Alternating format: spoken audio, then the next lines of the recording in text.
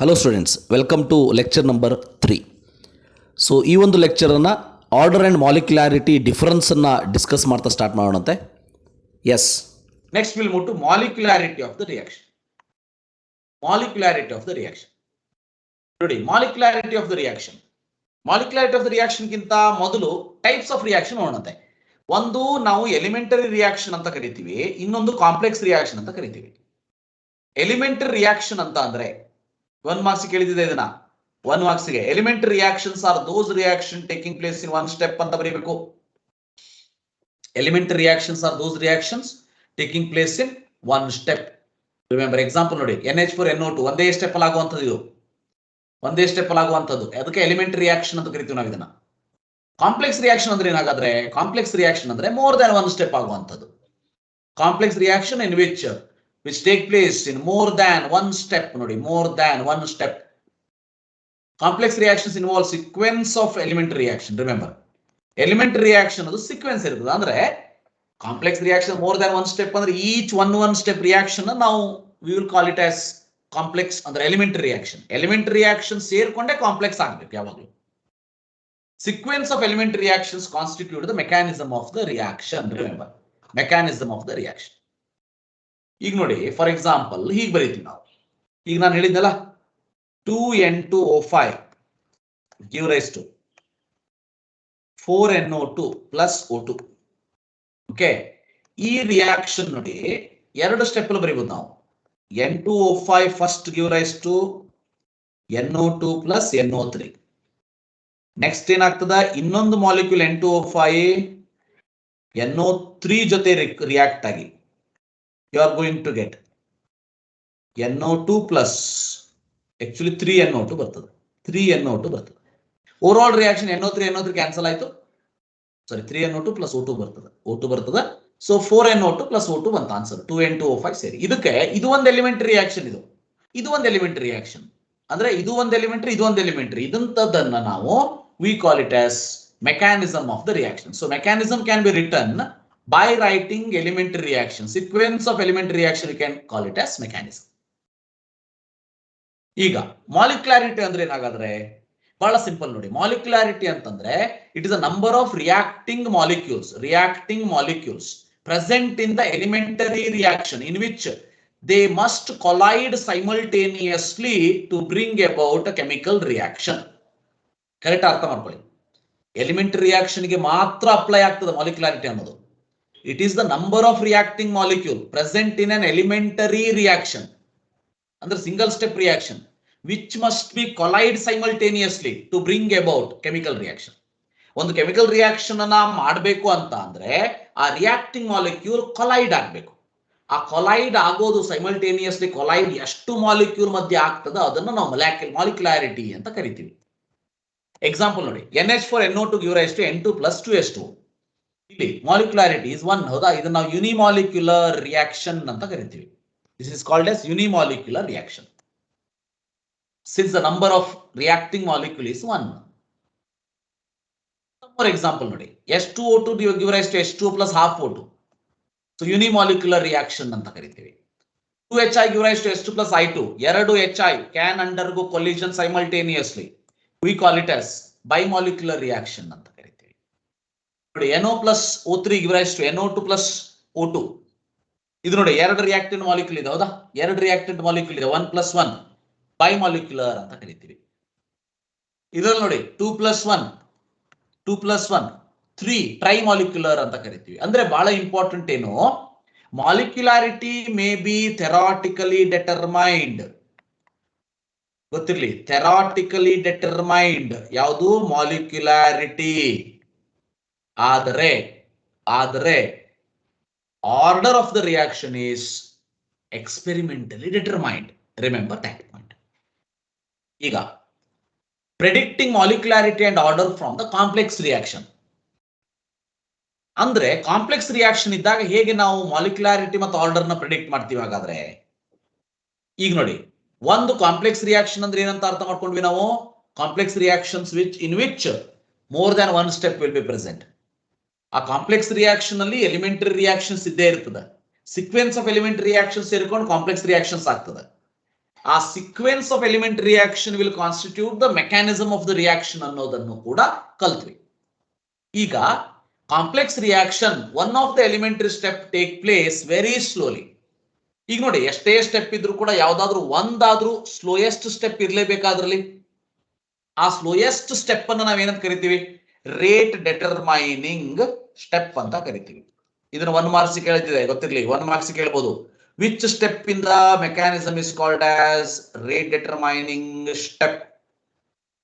That is slowest step. ಯಾವಾಗಲೂ ನೆನ್ಪಿಟ್ಕೊಳ್ಳಿ, slowest step decides the rate determining step. ಆ rate ಅನ್ನ ಡೆಟರ್ಮೈನ್ ಮಾಡೋದು ಸ್ಲೋಯೆಸ್ಟ್ ಸ್ಟೆಪ್. ಈಗ what is the rate determining step ಅಂತ ಕೇಳಿದ್ರೆ, ಸೊ ಸ್ಲೋಯೆಸ್ಟ್ ಸ್ಟೆಪ್ ಅಂತ ಬರಿತೀವಿ ನಾವು. It decided rate and order of the reaction. Slowest step which will decides the rate and order of the reaction. Example ನೋಡಿ, 2H2O2 give rise to 2H2O plus O2. It involves 2 steps. First step ಏನಂದ್ರೆ H2O2 react with I minus to form H2O plus IO minus. ಬಹಳ slow ಇದು, slow reaction. ಎರಡನೇದಾಗಿ IO minus give rise to IO minus plus H2O2 give rise to H2O plus O2 plus I minus. ಇದ್ರೊಳಗೆ ನೋಡಿ, I minus cancel ಆಗ್ತದ, IO minus cancel ಆಯ್ತು. ಉಳಿದಿದ್ದೇನು? 2H2O2 give rise to 2H2O ನೋಡಿ, H2H2O plus O2. This we call it as mechanism. ಇದ್ರೊಳಗೆ rate determine ಮಾಡೋದು ಯಾವ step ಅಂತಂದ್ರೆ first step, RDS ಅಂತ ಕರಿತೀವಿ. Rate determining step is first step because it is slow step. Remember, because it is slow step. ಈಗ first step will decide the rate ಅಂತ ಆಯ್ತು. ಅದಕ್ಕಾಗಿ ನಾವು ರೇಟ್ ಎಕ್ಸ್ಪ್ರೆಷನ್ ಅಲ್ಲಿ ಏನಂತ ಬರೀತೀವಿ? H2O to the power 1 and I minus to the power 1 ಅಂತ ಬರೆದ್ವಿ. ನೋಡಿ, order of reaction 1 plus 1 2 ಬಂತು. ಮಾಲಿಕ್ಯುಲಾರಿಟಿ ಆಫ್ ದ ರಿಯಾಕ್ಷನ್ ಏನು ನೋಡಿ? Molecularity of both elementary reaction ನೋಡಿ, ಇಲ್ಲಿ molecularity of both elementary reaction is 2 only. ಹೌದಾ? ಇಲ್ಲೂ ಕೂಡ 2 ನೇ ಇದೆ, ಇಲ್ಲೂ ಕೂಡ 2 ನೇ ಇದೆ. Hence remember, molecularity of the reaction can be written as 2. Always remember, because in the mechanism both elementary reactions has number of reacting molecule 2, molecularity of the reaction become 2. ಈಗ ಬಹಳ ಇಂಪಾರ್ಟೆಂಟ್ 2 ಮಾರ್ಕ್ಸ್ ಗೆ difference between order and molecularity. Very very very ಇಲ್ಲಿ ತನಕ discuss ಮಾಡಿದ್ರಲ್ಲಿ 2 marks ಇಂದ ಅಂತಂದ್ರೆ first priority important question is this. ಇಷ್ಟೊಳಗೆ ನಾವು 1 ಮಾರ್ಕ್ಸ್ ಬಹಳ ಹೇಳಿದ್ವಿ, 1 ಮಾರ್ಕ್ಸ್ ಅದನ್ನ ಕೇಳ್ಬೋದು ಇದನ್ನ ಕೇಳ್ಬೋದು ಅಂತ ಹೇಳಿ. ಬಟ್ 2 ಮಾರ್ಕ್ಸ್ ಯಾವ್ದಾದ್ರು ಕೇಳಬಹುದು ಅಂದ್ರೆ ಇದು ಬಹಳ important. That is order and molecularity difference. ಬಹಳ ಸಿಂಪಲ್ ನೋಡಿ, sum of powers of concentration. First one is definition ಅಷ್ಟೇ. Sum of powers of concentration terms in the rate law expression is called as order. It is the number of reacting molecule involved in an elementary reaction which must collide simultaneously in order to bring chemical reaction. ಇಷ್ಟು ದೊಡ್ಡ ದೊಡ್ಡ statement ಬರೀಬೇಕಂತ ಏನಿಲ್ಲ, 2 marks 2 point ಬರೆದ್ರೆ ಸಾಕು. ಬಹಳ simple. ಉಳಿದಿದ್ದು ನೋಡಿ simple points ಇದೆ, ಅದನ್ನ ಬರೆದ್ರೆ ಸಾಕು. Experimental value, theoretical value already ನಾವು ಡಿಸ್ಕಸ್ ಮಾಡಿದ್ವಿ. ಮೂರನೇದು, it can be fraction or zero ನೋಡಿ, and it is always, it cannot be fraction or zero, its always a whole number. Order ಆಗಲ್ಲ, it can be fraction or zero or whole number. ನೋಡಿ, applicable for both elementary and complex reaction. But ಇದು ನೋಡಿ, applicable for only elementary reaction. Very important. So order and molecularity difference can be asked for 2 marks. Very very very important. Order and molecularity ನೆನಪಿಟ್ಕೊಳ್ಳಿ. Right? Sum of powers of concentration terms. So ಇದರೊಳಗೆ definition, number of reacting molecule involved in the collision. Experimental, theoretical. It can be fraction or zero, it cannot be. And applicable for both elementary and complex reaction. This is only for elementary reaction. Very important. So for 2 marks ಬಹಳ important question ಇದು, ನೆನಪಿಟ್ಕೊಳ್ಳಿ. This is about order and molecularity reaction. ಇಲ್ಲಿ ಒಂದು question ಕೇಳಬಹುದು 1 marks ಇಂದು. Molecularity never be more than 3. Give reason ಅಂತ ಕೇಳಬಹುದು. ಇದಕ್ಕೆ ಆನ್ಸರ್ ಏನಂದ್ರೆ ನೋಡಿ, ಮಾಲಿಕ್ಯುಲಾರಿಟಿ ಅಂದ್ರೆ ಏನಾಗಬೇಕು? ವಿಚ್ ಮಸ್ಟ್ ಕೊಲೈಡ್ ಸೈಮಲ್ಟೇನಿಯಸ್ಲಿ ಅನ್ನೋದು ಬಹಳ ಇಂಪಾರ್ಟೆಂಟ್ ಇಲ್ಲಿ. ಹೌದಾ? ಅಂದ್ರೆ ಮಾಲಿಕ್ಯುಲಾರಿಟಿ ಮೋರ್ ದ್ಯಾನ್ 3 ಯಾಕೆ ನಾವು ಕನ್ಸಿಡರ್ ಮಾಡೋದಿಲ್ಲ ಅಂತ ಅಂದ್ರೆ, ಇನ್ ದಿಸ್ ಕೇಸ್ ಏನಾಗ್ತದ, ಕೊಲಿಷನ್ ಅಂತ ಅಂದಾಗ ಕೊಲಿಷನ್ ಅಂತ ಅಂದಾಗ remember simultaneous collision between more than 3 reactant is practically very rare ಅಂತ ಬರೀಬೇಕು. ಅಂದ್ರೆ ಈಗ ಸಿಂಪಲ್ ಆಗಿ ನೋಡಿ, 1, 2, 3 ರಿಯಾಕ್ಟೆಂಟ್ ನಾವು ಒಪ್ಕೊಳ್ಬಹುದು, there will be simultaneous collision ಅಂತ ಹೇಳಿ. ಬಟ್ ಮೋರ್ ದನ್ 3 ರಿಯಾಕ್ಟೆಂಟ್ ಇದ್ದಾಗ ಸೈಮಲ್ಟೇನಿಯಸ್ ಕೊಲಿಷನ್ ಆಗ್ಲೇಬಾರ್ದಂತೇನಿಲ್ಲ. ಬಟ್ ಆಗುವಂತ ಪಾಸಿಬಿಲಿಟಿ ಏನಿದೆ ಬಹಳ ರೇರ್ ಅಂತ ಕನ್ಸಿಡರ್ ಮಾಡಿಕೊಂಡು we will tell that molecularity never be more than 3. Trimolecular is the last. More than 3 is not possible. Remember that point. So ಇಲ್ಲಿ it just like ಈಗ ನೋಡಿ, ನೀವು ಸ್ಟಡಿ ಮಾಡ್ತೀರಿ, ಗ್ರೂಪ್ ಸ್ಟಡಿ ಮಾಡ್ತೀರಿ ಅಂತ ಇಟ್ಕೊಳ್ಳಂತೆ. ಗ್ರೂಪ್ ಸ್ಟಡಿ ಇಬ್ರು share ಮಾಡ್ತೀರಿ, ಒಪ್ಕೊಳ್ಳಂತೆ, ನಂಬೋನಂತೆ. Group study 3 ಜನ ಶೇರ್ ಮಾಡ್ತೀರಿ, ಫೈನ್, ಅದನ್ನು ಒಂದು ಎಕ್ಸ್ಟೆಂಟ್ ಒಳಗೆ ಎಸ್ ಅನ್ನೋಣಂತೆ. ಬಟ್ ಸರ್ ನಾವು 5-6 ಜನ ಸೇರ್ಕೊಂಡು ಗ್ರೂಪ್ ಸ್ಟಡಿ ಮಾಡ್ತೀವಿ ಅಂತಂದ್ರೆ ಯಾರು ನಂಬೋದಿಲ್ಲ, ಹೌದಾ? ಹಾಗಂತೇಳಿ ಆಗೋದೇ ಇಲ್ಲ ಅಂತಲ್ಲ.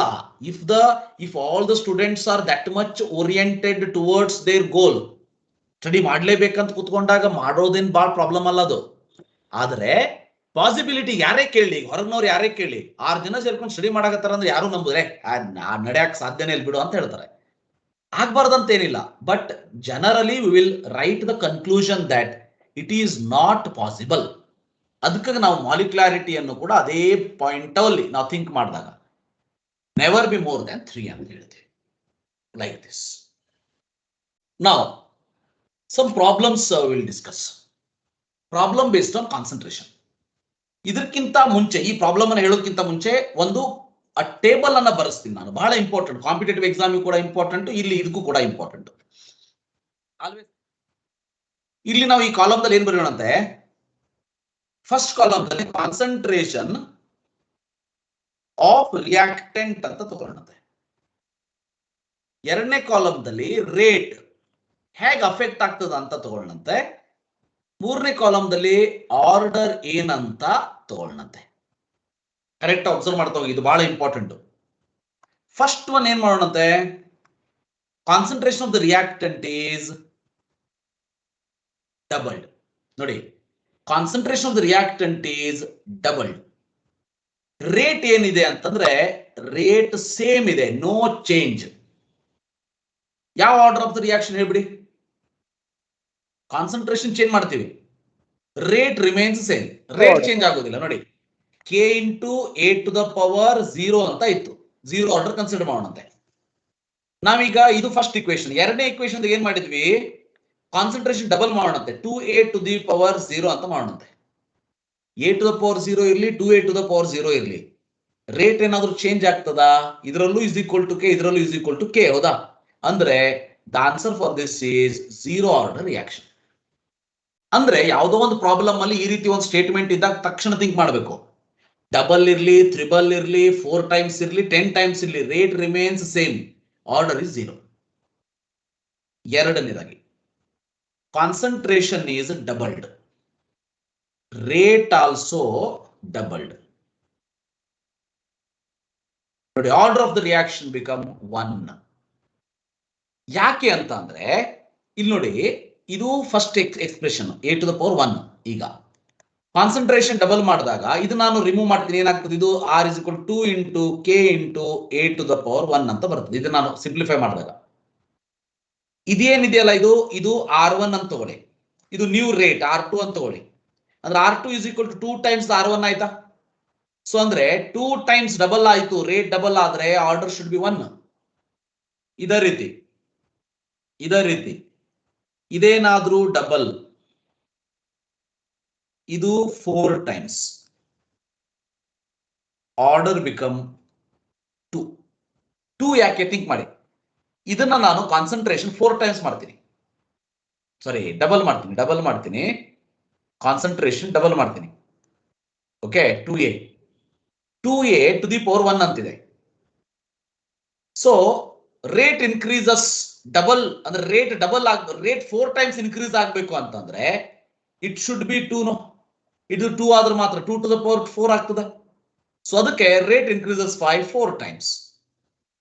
ಇದು rate calculation, rate and concentration ಕೊಟ್ಟಾಗ ಆರ್ಡರ್ ಕ್ಯಾಲ್ಕುಲೇಷನ್ ಬಹಳ ಸಿಂಪಲ್ ನೋಡಿ. ಏನ್ ಮಾಡಬೇಕು, ಇದು ಡಬಲ್ಡ್ 4 ಟೈಮ್ಸ್ ಹೌದಾ, ಇದು ಡಬಲ್ಡ್, ಇದು 4 ಟೈಮ್ಸ್, ಇದು ರೇಟ್, ಇದು concentration. Concentration doubled, rate 4 times. ಏನ್ ನೋಡ್ಬೇಕು ಈಗ ನಾವು, ಇದು ಎಷ್ಟು ಮಾಡಿದ್ರೆ, ಎಷ್ಟು ಪವರ್ ಮಾಡಿದ್ರೆ ಇದು ಬರ್ತದೆ 2 to the power n ಅಂತ ಇಟ್ಕೊಳ್ಳಿ. Order is n, so n is equal to 2 ಅಂತ ಬಂತು. ಅಂದ್ರೆ concentration to the power n is order ಹೌದಾ, n is order. Rate 4 times ಆಯ್ತು, 2 to the power n ಅಂತ ಬಂದಿದೆ ನಮ್ದು. 2 to the power n is equal to 4 ಆದ್ರೆ n is equal to ಏನಾಯ್ತು 2 ಬಂತು, ಅದಕ್ಕಾಗಿ 2. ಅದೇ ರೀತಿ ನೋಡಿ, if concentration is doubled, rate increases 8 times.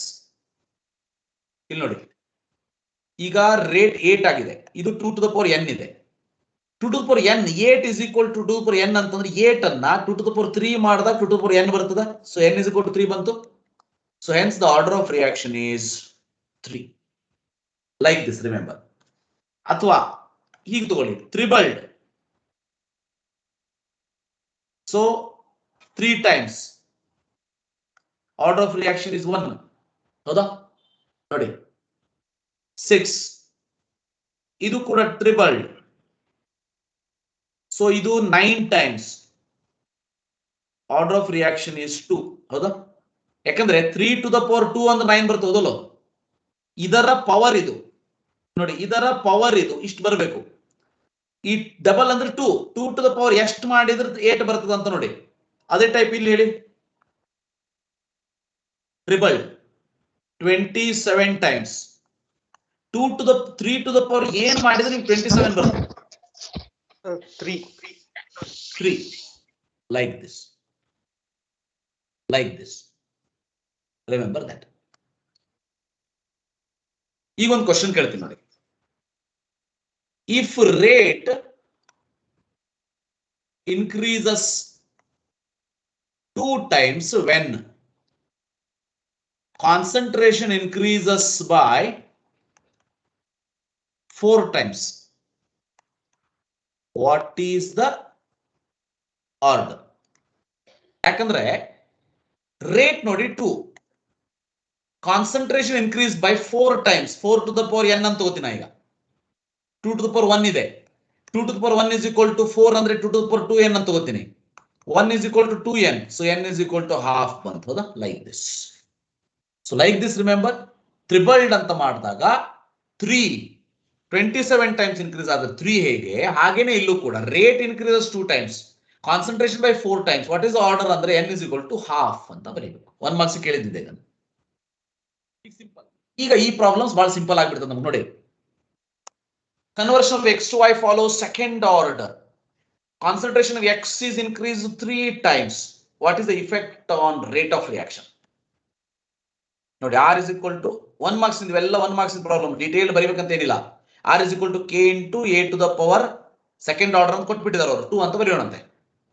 ಅವ್ರೇನಂತಾರೆ, concentration of x increase 3 times, k into 3x ಅಂತ ತಗೊಳ್ಳಂತೆ a ಬದಲಿಗೆ, x to the power 2 ಅಂದ್ರೆ ಏನಾಯ್ತು, 3 to the power 2 ಅಂದ್ರೆ 9 ಟೈಮ್ಸ್ ಆಯ್ತು ಹೌದಾ. So the answer for this is 9 times. 9 times ಬಹಳ simple. ಇದನ್ನ ಇಷ್ಟು ಮಾಡ್ಬೇಕಂತ ಏನಿಲ್ಲ. 3 ಟೈಮ್ಸ್ ಇದೆಯಾ, ಸೆಕೆಂಡ್ ಆರ್ಡರ್ ಇದೆ, 3 to the power 2 ಮಾಡಿ ಎಷ್ಟು ಬರ್ತದ ಆನ್ಸರ್, ಅದೇ ಆನ್ಸರ್. ಹಾಗೆ ರೇಟ್ ಇನ್ಕ್ರೀಸಸ್ 9 ಟೈಮ್ಸ್. ಇದೇ ರೀತಿ ಇದು ನೋಡಿ, second order with respect to reactant. How many times does the rate of reaction increases when the concentration of the reactant is doubled? ನೋಡಿ, ಕಾನ್ಸಂಟ್ರೇಷನ್ ಆಫ್ ರಿಯಾಕ್ಟೆಂಟ್ ಡಬಲ್ ಮಾಡಿದ್ದಾರೆ, second order reaction 2 to the power 2 ಮಾಡ್ತೀರಿ, 4 times ಅಂತ ಬರೀತೀರಿ. Answer for this is 4 times ಹೌದಾ. ನೋಡಿ ಬಹಳ simple, very important, very simple. So 1 marks question ಇವೆಲ್ಲ. ಇನ್ನೊಂದು ನೋಡಿ, rate of decomposition of substance A become 8 times when it is concentration doubled. ನೋಡಿ 8 times concentration is doubled 2 to the power n. Order 8 ಅಂದ್ರೆ 2 to the power 3 ಹೌದಾ? So n is equal to 3 ಬಂತು. Answer for this question is third order reaction. Like this. Very simple. So any doubts? The rate of decomposition ಕೊಡ್ತಾರೆ, concentration ಏನ್ ಮಾಡಿದ್ವಿ ಅಂತ ಕೊಡ್ತಾರೆ, what is order ಅಂತ ಕೇಳ್ತಾರೆ, ಅಥವಾ ಆರ್ಡರ್ ಕೊಡ್ತಾರೆ, ಕಾನ್ಸಂಟ್ರೇಷನ್ ಏನ್ ಚೇಂಜ್ ಮಾಡಿದ್ವಿ ಅಂತ ಕೊಡ್ತಾರೆ, ರೇಟ್ ಕೇಳ್ತಾರೆ, how many times it increases. Such questions can be framed. Very simple, very important for 1 mark. Okay, this is about today's class. So ಮುಂದಿನ ಕ್ಲಾಸಲ್ಲಿ ಮತ್ತೆ ಭೇಟಿಯಾಗೋಣಂತೆ rate constant derivation of first order and zero order ಜೊತೆ. So ಅಲ್ಲಿವರೆಗೂ thank you. Have a nice day. Take care.